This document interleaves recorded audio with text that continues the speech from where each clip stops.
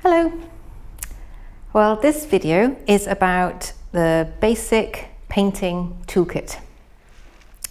All the paints that you'd need, the basic palette that you'd need to paint any kind of subject matter, plus also the other bits and bobs that you need to get yourself going. Now, the colours, there's hundreds, as you know, as I said in the previous video, there are hundreds of colours out there. You don't need all of them. You, as you get going, you might decide to add more to your basic paints, but you can start off with just a couple, just a few. In fact, there's just 11 that you need, and you'll be able to paint anything with those colours, and you'll be able to mix up a myriad of different colours just by using a mixture of those. I'll show you how to mix colours in other videos. You can have a look at those on the website. And so that you just with these colours that I'm going to show you here, you can basically cover any other colour that there is in the spectrum. You might find later on that you might want to add something to it, but really the ones that I'm going to show you here are really the basics that you need. So your basic palette is, you've got the yellows, the reds and the blues, and that's all you need. And obviously your white, which would be titanium white, and your the darkest colour you'd have, which is not a black, because the black, as I said in the previous video, the black does tend to quite slow drying, and you might find that your other paints are drying faster than the black, and that's very frustrating. And there isn't a black in nature anyway, so a black you can mix up what looks like a black. This, for example, isn't black. I think I showed you that before. That's a mixture of several other colours. But the colour that we'd use then would be Payne's grey. So that would be the closest that we'd get to black. So that's one of your colours that you'd have. So the colours that you'd have on your palette would be a cadmium yellow, which is that one. And this one happens to be a De Laroni one. Cadmium yellow is a very bright yellow. Then you've got Naples yellow, which is a very pale yellow, and you can see that it is it's quite a soft yellow. It's quite a more of a creamier colour than a yellow. It is, it's very useful for skin tones and for mixing up paler colours. Now, a word of advice there on different manufacturers.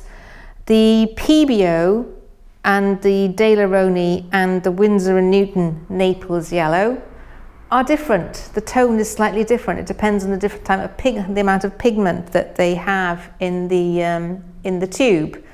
And that's true of several of other colours as well. So if you're starting off with, say, the De Laroni Naples Yellow in a painting, and you run out of that one, try to get the same one to match it, because if you then switch to a PBO or a Winsor & Newton Naples Yellow, you might find the colour difference is quite significant. It's not close. It's quite a different colour. So be careful there with making sure that you get the same brand. Then the other darker yellow is yellow ochre, and then the deepest one of all is I keep it in the yellow spectrum, but as you can see, it's quite dark. That's the raw umber.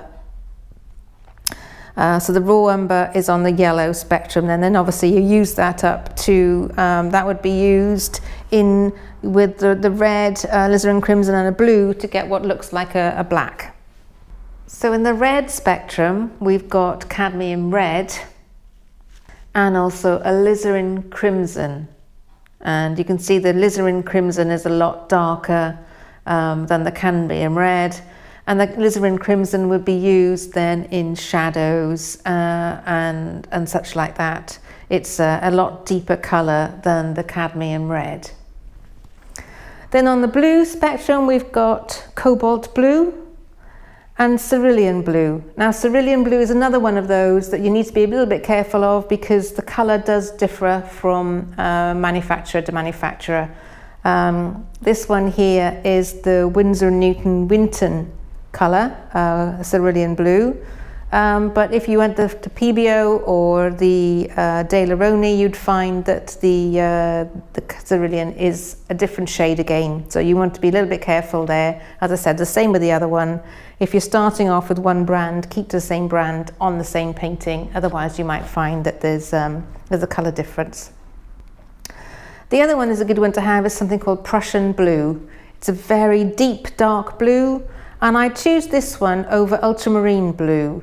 Ultramarine blue is more on the red spectrum, and it goes more towards a purpley colour.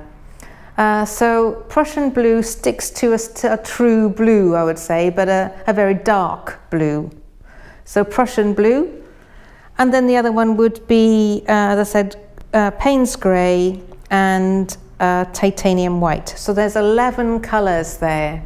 There's cadmium yellow, Naples yellow, yellow ochre, raw umber, cadmium red, alizarin crimson, cobalt blue, cerulean blue, Prussian blue, Payne's grey, and titanium white.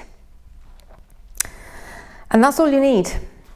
And that, as I said, you'll be able to paint anything with that. And you notice I haven't put any greens on here. Well, the greens would be made up, obviously, from the blues and yellows. If you wanted to go to more of a khaki green, then you'd add a little touch of red into that mix, and that would take you towards the khakier greens, and the more red you add would lead you more into the browns. So greys also, you'd start off with, depending on what shade of grey you wanted, perhaps the cadmium red and a cobalt blue plus some white. And if it's starting to go a little bit too purple, you'd add a very slight amount of Naples yellow, which will turn it back towards grey. So by a mixture of these colours, you'd be able to achieve virtually any colour that you'd want on the colour spectrum. So it really is a limited amount of colours. Oil paints are quite expensive, so it pays just to give yourself the basics first and then go from there. If you wanted to add anything more afterwards, then obviously you can do it, but these are your basics that you'll find you'll be using over and over and over again.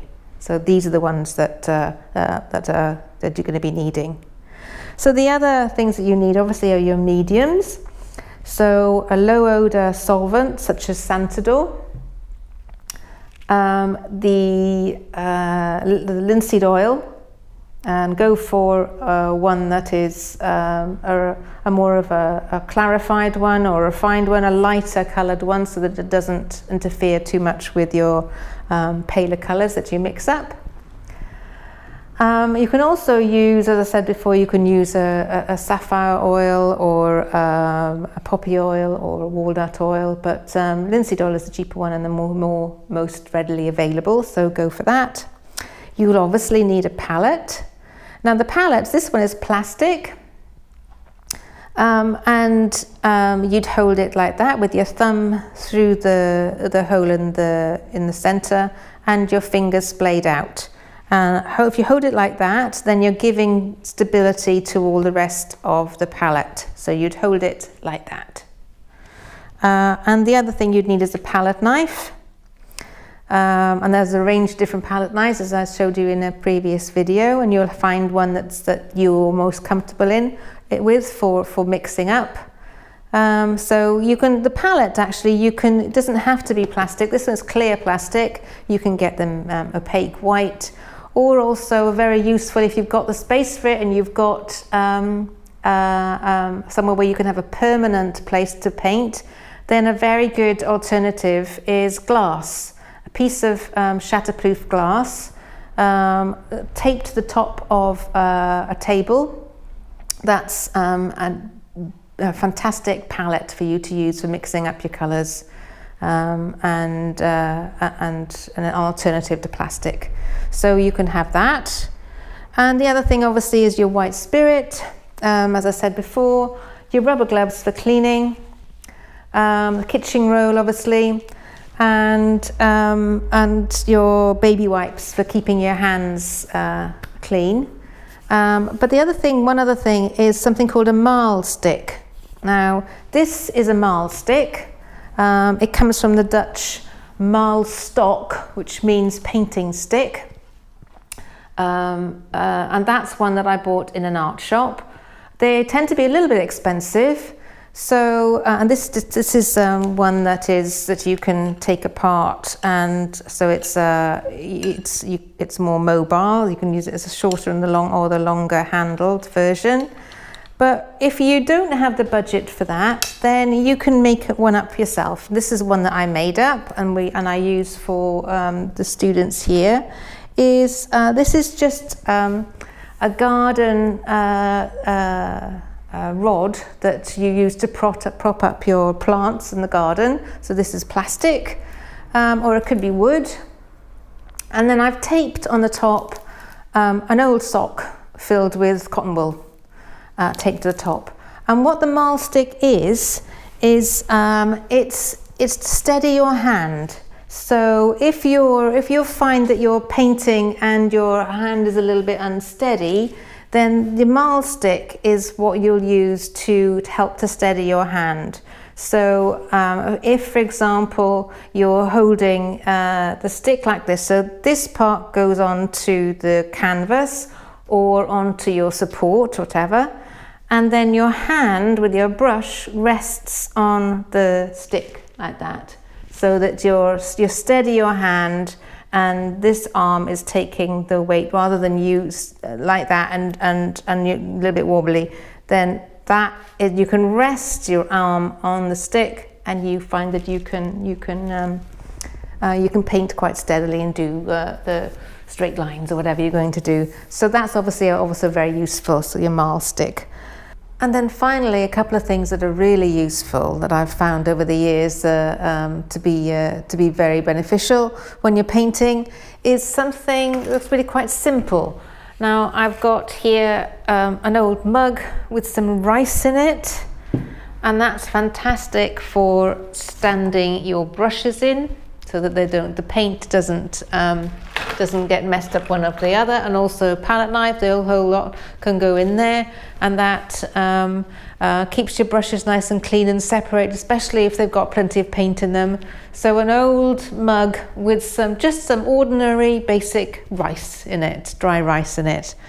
And then finally, one other thing that I found very useful is when you're using your easel, like this one here, I've just got, see these here are, just the marl stick fallen over there. Now this is just a piece of insulation board. It's polystyrene, as you can see. And what I've done then is I've screwed put some screws in periodically. It'll go in very easily onto the polystyrene, and then you can hang your painting on that. Just pop that down there. So you can hang your painting on that. But what you can also do then, you see, is if you've got any reference, painting reference, you can also pin that to the board the other side. So that's very, very useful for keeping your palette clean, but you can also get to the top and the sides and the base of your painting quite easily, because it's standing proud of the easel. So that's a very, very useful tip as well. So 2 extra things there. Get yourself some an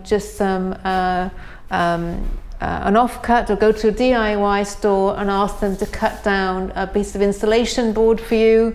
screw in some ordinary screws into it just periodically every few inches. You can hang your canvas on it, but you can also with drawing pins just stick your reference onto the side of the board there. And also the mug. That's a very simple but really effective tool to use when you're in your studio. Okay.